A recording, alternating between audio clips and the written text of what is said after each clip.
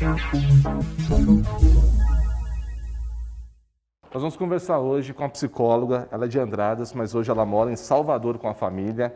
É a Camila Gonzalez Coutinho. Camila, obrigado por atender o nosso convite para estar falando um pouquinho sobre a sua profissão e sobre esse período de pandemia.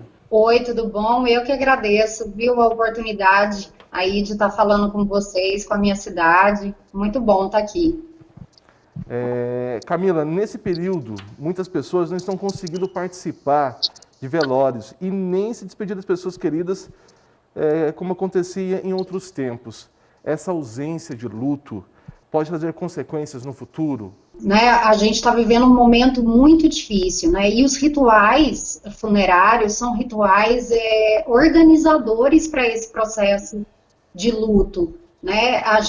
São práticas aí instituídas pela nossa cultura há muitos anos e que ajudam nesse processo de elaboração da perda, do sentido da perda, né? Então, assim, o cenário que a gente está vivendo, além, né, do cenário de pandemia trazer essas questões, né, um grande número de mortes num espaço muito curto de tempo, trazem sim implicações significativas aí para o processo de luto das pessoas. Existe alguma forma de amenizar a situação, principalmente para aquelas pessoas que perderam familiares, principalmente pelo Covid, e não conseguiram nem se despedir adequadamente? Nesse processo, né, de dificuldade com os rituais, as pessoas, né, o que a gente indica, né, que pode ajudar nesse processo de elaboração do luto, é que a gente tente praticar rituais individuais, né, que a gente se conecte a acender uma vela, se preparar, rezar, o contato com o apoio, né, social é muito importante e significativo para a gente elaborar o luto. Então, assim, as pessoas também que têm colegas, que têm conhecidos, que estão passando por esse processo, é importante também que a gente dê esse apoio para essas pessoas, né, seja mesmo de forma distante, né, através de ligações, através de videochamada, que hoje a gente, né, tem usado muito esse recurso. Através desse recurso eu estou aqui podendo falar com vocês, então que também a gente utilize esse recurso para dar o apoio e suporte para essas pessoas, né, que tiveram essas perdas. Eu vejo como o apoio social o aspecto mais significativo nesse momento para a elaboração do luto. Esses rituais individuais também são importantes, né? Às vezes você colocar uma flor, você escrever uma carta, e até as redes sociais mesmo, o próprio Facebook é uma forma em que a gente presta as homenagens ao falecido, e eu acho que são estratégias e formas que podem ajudar a gente nessa elaboração. Por que é tão importante o ser humano passar por esse momento?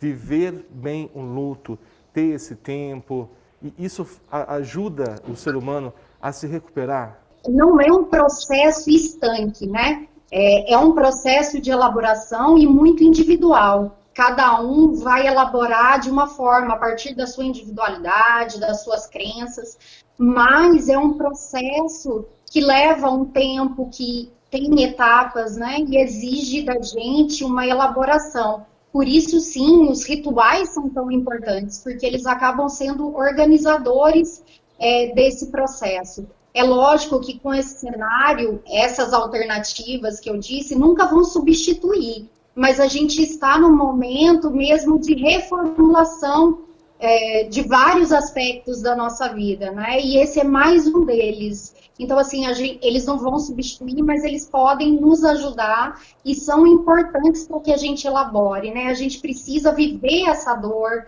né? Ter a oportunidade de expressar os nossos sentimentos, poder ser acolhido pelas pessoas que estão ao nosso redor, né? Então, a solidariedade do outro para com a gente nesse momento de perda são aspectos muito importantes para que a gente avance nessa etapa e siga em frente, né? Já que a morte é algo que faz parte da vida e a gente precisa aprender a conviver com ela.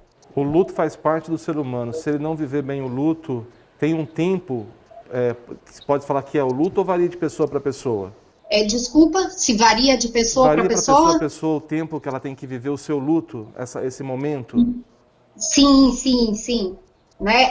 São aspectos muito individuais, né?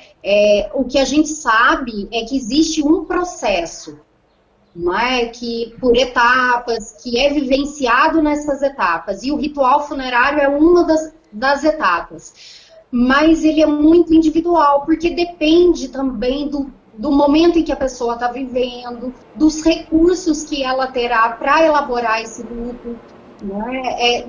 Das questões psicológicas que estão presentes para cada indivíduo. Então, há uma variação. Mas o que a gente diz é que, nesse momento, no cenário em que a gente está vivendo, o que acontece é que há um agravamento, né, do que a gente chama de luto complicado. Né? Então, o número de pessoas vivenciando o que a gente chama de luto complicado, que é um luto que traz aspectos psicológicos mais difíceis de serem elaborados e superados, aumenta com esse cenário que a gente está vivendo. Né? Então, é importante também um cuidado das pessoas para com os outros, e aquelas pessoas que estão passando por esse momento se sentirem realmente que não estão dando conta, né, desse processo sozinho, que busquem ajuda. Né? Eu acho que é importante também, às vezes, não só o apoio social, mas a gente também reconhecer quando a gente precisa de uma ajuda profissional. Né? Porque em muitos casos, com o que está acontecendo hoje, só um profissional para ajudar mesmo nessa elaboração. E quando você não consegue viver esse luto, você pode ter aí muitos problemas no futuro, né? Você pode ter uma depressão, isso pode se agravando, né? São fatores, é um fator de risco para o desenvolvimento de várias, né, doenças mentais, principalmente a depressão e a ansiedade, que, né, infelizmente, todos nós, na população geral, isso já aumentou com toda a situação da pandemia, um momento de muita incerteza para todos nós, né? E aí o processo de luto acaba, né, que já é um desafio muito grande para nós, né, torna-se ainda mais complicado e, consequentemente, pode trazer, se não cuidado, prejuízos, e a gente tem que ficar atento às crianças também, né, a crianças, adolescentes, porque a expressividade emocional, né, na criança e no adolescente é diferente do adulto, então também a gente tem que ficar atento aos sinais, né, que essas pessoas demonstram no seu cotidiano, no dia a dia, aí na elaboração dessa perda.